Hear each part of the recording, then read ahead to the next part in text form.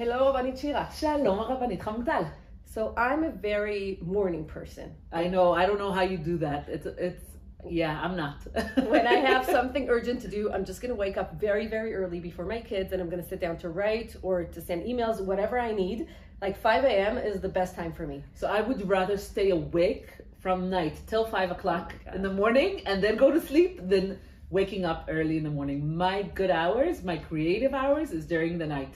I'm waiting for the house to be quiet. It's never quiet in my house, Baruch Hashem, but I'm trying. And then I'm just making myself coffee, sitting in a room by myself and sitting to write. These are my good hours in between midnight to 5 o'clock in the morning. So I thought about the differences between you and me when I read the Mishnah that's starting the 4th chapter of Sanhedrin about the differences between Dinei Mamonot and Dinei Nefashot. And one of the interesting things is that Dinei Mamonot, when you speak about money, you can start the trial in the morning and finish at night. But when you're discussing a person's life, then you can start it in the morning, but you have to sleep on it and then give the verdict the next day. Even if all the evidence are very clear and you already know from the first hour of the discussions, you think you know what you're gonna rule, you still have to sleep on it and to wait for it for the second day. Exactly. And I think the Mishnah gives us, nachon, in Daf Lamed Bet, maybe we'll read the Mishnah. Yeah. So the Mishnah gives us the differences between Dinei Mamonot and Dinei Nefashot. There are 8 differences. Right. אחד דיני ממונות ואחד דיני נפשות בדרישה ובחקירה. So the first thing is that we always have to investigate and check for evidence and whatever it is. And then we spoke about the amount of judges. We have 3 for everything that has to do with money, but 23 when it has to do with דיני נפשות. And then דיני ממונות פותחים בין לזכות ובין לחובה. You can start with the pros and cons, it doesn't matter. But דיני נפשות, you would always start with זכות. You would always start with Why do you think that he's not guilty? Exactly, because that's the first impression. So the first impression on the judges needs to be, why do you think that he didn't do it? Right. In order for that to start like the ruling of the day. I think what's interesting is that we already in the 4th chapter of Sanhedrin, but all of the Masechet is basically talking about why is it important to have justice? Why is it important to have a system that will make sure that we're living in a company, that we're living in a society, that equality is a right for everyone? It doesn't mean, according to the pasuk, ger or toshav, it doesn't mean what is your status. It doesn't mean if you're a man or a woman. It doesn't matter if you have money or don't. When something is happening, you have the right to come to court and to voice your opinion. But all of a sudden, when we're talking about Dinei Nefashot, all of a sudden, the most important thing is not equality, is not shivyon anymore. If we started, and I think that's why the Mishnah in Lamed Bet starts, אחד דיני ממונות ואחד דיני נפשות בדרישה וחקירה, שנאמר, משפט אחד יהיה לכם.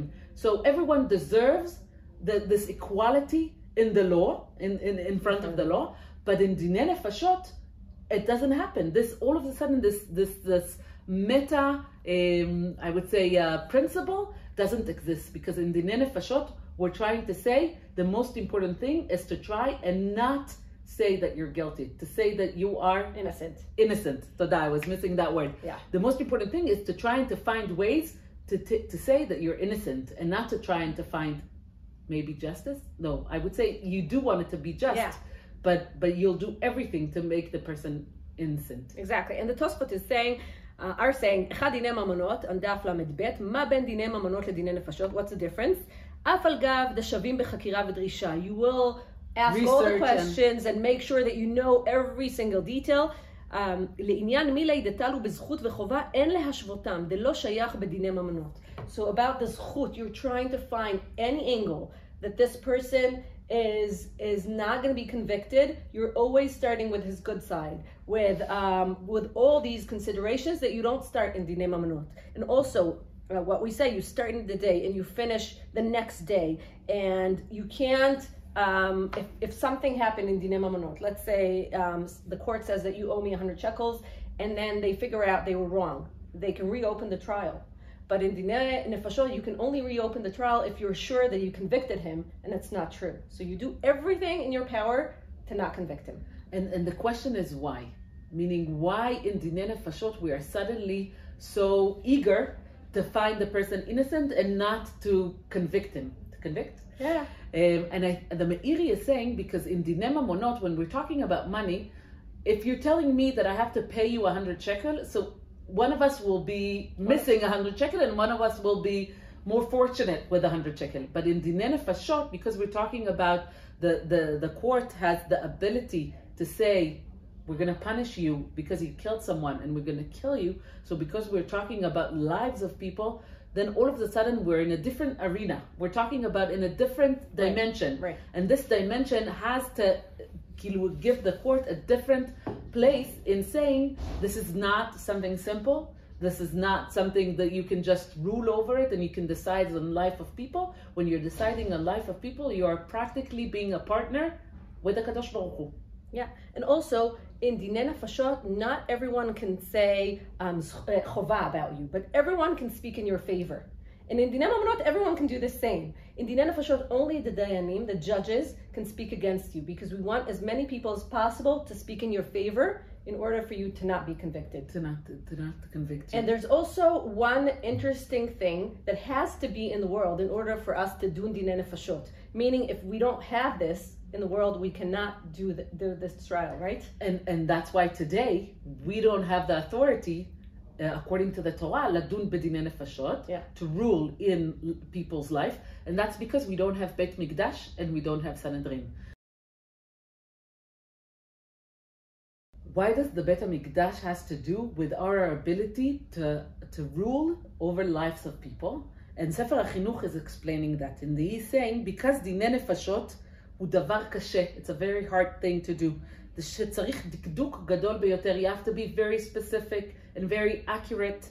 ונצטוו העדה להיות מצילים הנידון בכל דבר. What we are, the order that the Torah tells us, the instruction that the Torah gives us, that we have to do everything in our power in order to save that person. I could have said we have to do everything in our power to do justice, but Sefer HaChinuch is saying no. What you have to do is save this person's life. נכון. And to make sure that even if you're punishing him, meaning like today, putting him in jail for the rest of his life, in order for him not to hurt anyone else, but it's different than ruling that he needs to die. Exactly. Meaning it's a different area.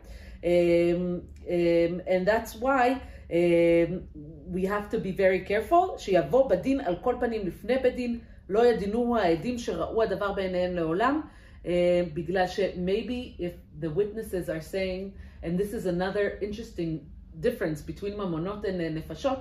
In mamonot, we're ruling according to probability, meaning I walked into my house, I saw the safe open, and I saw someone walking out of my house with a bunch of money.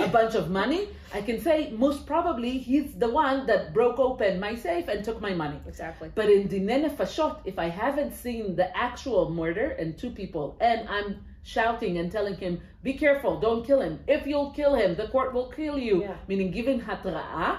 So if I haven't seen the actual movement or the actual action, you can't be a witness. So you can't be a witness. You can be a witness to say, I saw him walking into the house. I saw him walking around with a knife. But you can't say, I saw him kill him. Exactly. And that's why it has like a different power over the court. And I think the important thing about having a mikdash in order for us to judge Dinei Nefashot is the connection with Hashem.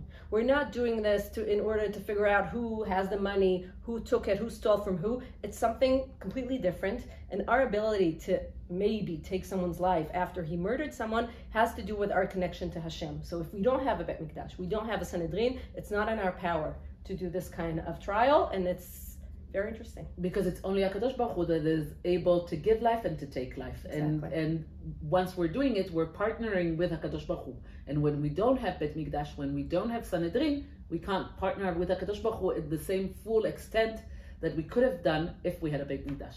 So I want to give us all a bracha that we would always lelamed zchut. Be'ezrat Hashem. Shavua tov. Shavua tov.